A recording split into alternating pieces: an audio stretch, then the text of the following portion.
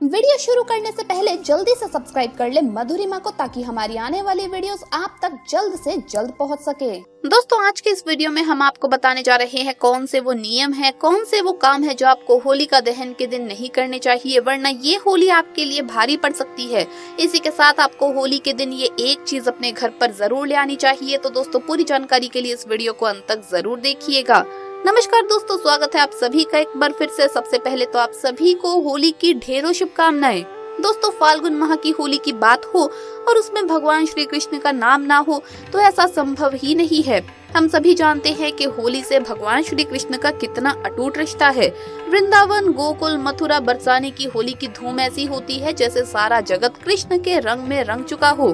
तो दोस्तों, एक बार सच्ची श्रद्धा से कमेंट्स में जयकारा लगाते हुए जरूर लिखिए राधे राधे जय श्री कृष्ण, ताकि भगवान श्री कृष्ण के दरबार में आपकी हाजिरी लग जाए और ये होली आपके लिए ढेर सारी खुशियाँ और खूब बरकत लेकर के आए। दोस्तों, श्री कृष्ण भगवान विष्णु के अवतार है। वैसे ही नरसिम्हा देव भी भगवान श्री हरि विष्णु के ही अवतार माने जाते हैं। जहां नरसिम्हा भगवान बुराई पर अच्छाई की जीत के प्रतीक माने जाते हैं, वहीं भगवान श्री कृष्ण इस समस्त संसार के विश्व गुरु भी कहलाते हैं। शास्त्रों में होली के पर्व की कई सारी कथाएं हैं और किस्से भी लिखे गए हैं। दोस्तों, ये तो सभी जानते हैं कि होलिका दहन प्रहलाद की याद में मनाया जाता है। होलिका दहन के दिन घर के आंगन में अग्नि जलाई जाती है और उस अग्नि में घर की सभी प्रकार की बुराइयां और नकारात्मकता नष्ट की जाती है। इसीलिए आप भी होली के त्योहार पर अपने घर के सामने होली अवश्य जलाइए, और अगर ऐसा नहीं कर सकते हैं तो जहां भी होलिका आसपास जलाई जा रही हो वहां जाकर पूजा आराधना जरूर करें।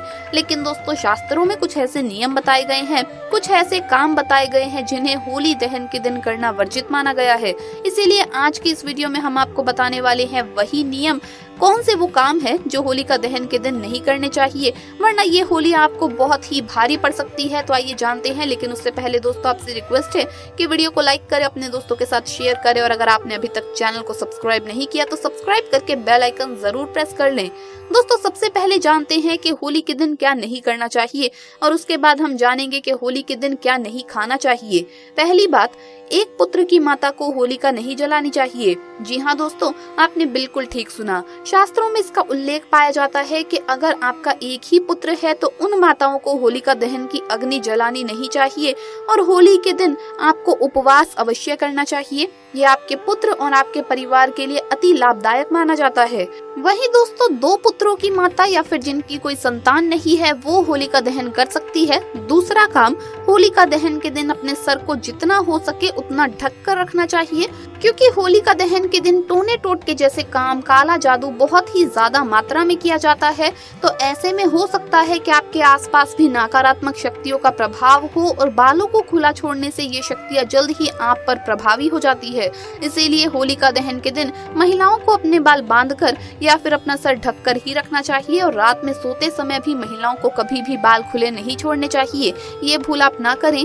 तीसरा काम, होलिका दहन के दिन किसी को पैसे उधार में देने नहीं चाहिए, वरना आपके घर से धन की हानि होने लगेगी और माँ लक्ष्मी आपके घर से चली जाएंगी। माना जाता है कि इस दिन दिया गया उधार वापस नहीं आता, और अगर ऐसे में आप उधार देना ही चाहते हैं तो आप 1 रुपए का सिक्का भी साथ में जरूर दें। इससे अशुभ प्रभाव में कमी आती है। इस दिन अगर आप पैसों का दान करना चाहते हैं तो किसी जरूरतमंद को इस दिन आप दान बिल्कुल कर सकते हैं। होलिका दहन के दिन गाय को हरा चारा खिलाना अत्यंत ही शुभ माना गया है।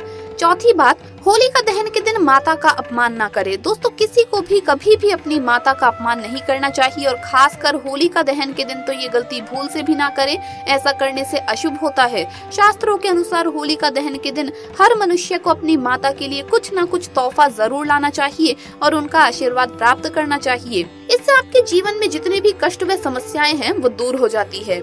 आइए अब जानते हैं कि होलिका दहन के दिन आपको कौन सी चीज खानी चाहिए और कौन सी नहीं। सबसे पहली चीज है गेहूं और गुड़ से बनी मीठी रोटी, जिसे आप होलिका दहन की अग्नि में सेक लें तो और भी ज्यादा शुभ फल मिलेगा। क्योंकि दोस्तों, ऐसा माना जाता है कि होलिका की अग्नि मीठी रोटी का प्रसाद आनंद से ग्रहण करती है।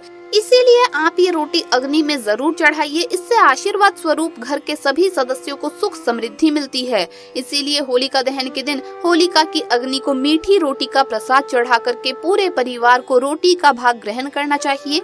लेकिन इसमें एक बात का आपको ख्याल रखना है कि जब आप मीठी रोटी अग्नि को चढ़ाएंगे तो आपके पैरों में चप्पल नहीं होनी चाहिए, वरना इससे अग्नि का अपमान होगा और ऐसे में होली माँ आपसे नाराज हो सकती है। दोस्तों, इसके साथ ही मीठी रोटी और सफेद मक्खन भगवान श्री कृष्ण को चढ़ाने से घर में ऐश्वर्य की प्राप्ति होती है और सभी प्रकार के दुख दूर हो जाते हैं। इसके अलावा दोस्तों, इस दिन अगर आप चने खाते हैं तो आप पर शनि देव की कुदृष्टि का प्रभाव धीरे धीरे कम होने लगता है। इस दिन काले चने का दान करने से व्यक्ति के जीवन से दुख, दरिद्रता और नकारात्मकता नष्ट हो जाती है। उसके रुके हुए काम भी बनने लगते हैं। दोस्तों, भगवान श्री कृष्ण को सबसे प्रिय है दूध, दही, घी और शहद से बना हुआ पंचामृत। होलिका दहन के दूसरे दिन यानी जिस दिन रंगों की होली खेली जाती है, उस दिन प्रातःकाल स्नान आदि के बाद भगवान श्री कृष्ण को भोग लगाकर घर के सभी सदस्यों को इस पंचामृत का सेवन करना चाहिए। इससे आपके जीवन में खूब बरकत होगी और घर के सभी सदस्यों को वैभव, शांति, मोक्ष, वृद्धि और लक्ष्मी जी की प्राप्ति होगी। आपको बता दें कि होलिका दहन वाले दिन खाने की सफेद चीजों का सेवन भूल से भी नहीं करना चाहिए, क्योंकि होलिका दहन के दिन नकारात्मक शक्तियों का प्रभाव अधिक होता है और सफेद चीजें नकारात्मक शक्तियों को जल्दी आकर्षित करती है। इसीलिए शास्त्रों के अनुसार होलिका दहन के दिन सफेद रंग की चीजों का अधिक सेवन नहीं करना चाहिए। इसीलिए आप इस दिन दूध, दही, केला, चावल ऐसी चीजों का सेवन करने से बचें। अब बहुत से लोगों को तो होली के दिन ठंडाई पीने का बड़ा ही शौक होता है, तो अब ऐसे में क्या करें? तो मैं आपको बता दूं कि होलिका दहन से अगले दिन यानी कि जिस दिन आप होली खेलते हैं उस दिन आप इन चीजों का सेवन कर सकते हैं। हम यहाँ पर बात कर रहे हैं होलिका दहन के दिन की। आपको सिर्फ होलिका दहन के दिन सफेद चीजों का परहेज करना है। अगर आपके व्यापार में कई सारी समस्याएं उत्पन्न हो रही है, धन आपके पास नहीं टिकता है, घर में सदैव ही कलेश का माहौल बना रहता है, तो आप ये उपाय अवश्य करें होलिका दहन के दिन। आप होलिका दहन के पूजन के बाद उसकी थोड़ी सी राख अपने घर ले आइए या अपने व्यापार की जगह पर इसे थोड़ा नमक के साथ किसी कपड़े में बांध कर रख लें, और अगर घर में रखना चाहते हैं तो गमले में तुलसी के पौधे के साथ इसे मिट्टी में मिला लें और रोज इसके सामने दिया अवश्य जलाएं। इससे घर पर और घर के सदस्यों पर काली नजर और टोटके का प्रभाव कम हो जाता है और तो और व्यापार में आ रही समस्याएं भी समाप्त होने लगती है। दोस्तों, अगर आपके शत्रु सदैव आपके जीवन में किसी न किसी प्रकार की कठिनाइयां उत्पन्न करते रहते हैं या किसी की बुरी नजर के चलते आप स्वस्थ नहीं रह पाते या लंबे समय से आपकी बीमारी ठीक नहीं हो पा रही है, तो आप इस उपाय को कर सकते हैं। आपको करना ये है कि होलिका दहन की पूजा के समय आपको गोमती चक्र लाकर उसके साथ होलिका दहन की अग्नि के 7 चक्कर लगाने हैं और पूजा के बाद आपको ये गोमती चक्र अग्नि में डाल देना है। इससे आप पर लगी हुई बुरी नजर, शत्रु का भय और स्वास्थ्य संबंधित सारी समस्याएं समाप्त होने लग जाएंगी। इस दिन आपको अपने घर मिट्टी का घड़ा जरूर लेकर के आना चाहिए। दोस्तों, होली से ही मौसम बदलने लगता है। ऐसे में अगर आप अपने घर में मिट्टी का घड़ा गर्मियों के लिए लाने का सोच रही हैं तो होली का दिन बहुत ही ज्यादा शुभ होता है, तो इस दिन अपने घर मिट्टी का घड़ा जरूर ले आइए। दोस्तों, ध्यान रखें कि इस दिन किसी को भी अपने पुराने कपड़े दान में नहीं देने चाहिए, वरना ऐसे में घर में बीमारी अपना स्थान बना लेती है। अगर आप इस दिन कपड़े दान करना चाहते हैं तो नए कपड़े ही दान करें, या अगर किसी गरीब को आप पुराने कपड़े दे रहे हैं तो फटे हुए कपड़े आपको कभी भी नहीं देने चाहिए। दोस्तों, होली से पहले बड़कुल्ले बनाए जाते हैं बहुत से लोगों के घरों में, तो आप जो बड़कुल्ले बनाएंगे यानी कि गोबर के जो कंडे आप बनाएंगे, उसमें से आपको एक माला पितरों की और एक माला हनुमान जी की और एक माला घर की सुख समृद्धि के लिए भी तैयार जरूर करनी है। इन तीनों मालाओं में 7 बड़कुल्ले होने चाहिए। बाकी जो भी आपके घर में रिवाज है उस हिसाब से बाकी बड़कुल्लों की संख्या आप बनाइए, लेकिन ये 3 माला जरूर बनाइए। और जो तीसरी माला है बड़कुल्लों की जो घर के लिए तैयार की गई है, उसे आप हल्दी कुमकुम लगाकर घर की छत पर रखें होली वाले दिन। दोस्तों, होली के दिन किसी को भी अपना तवा या चकला बेलन देने की गलती ना करें। इस दिन आप गणेश जी की मूर्ति अगर किसी को तोहफे में देना चाहते हैं तो दे सकते हैं, लेकिन किसी को भी लक्ष्मी गणेश की मूर्ति जिसमें लक्ष्मी गणेश जी एक साथ हो नहीं देनी चाहिए।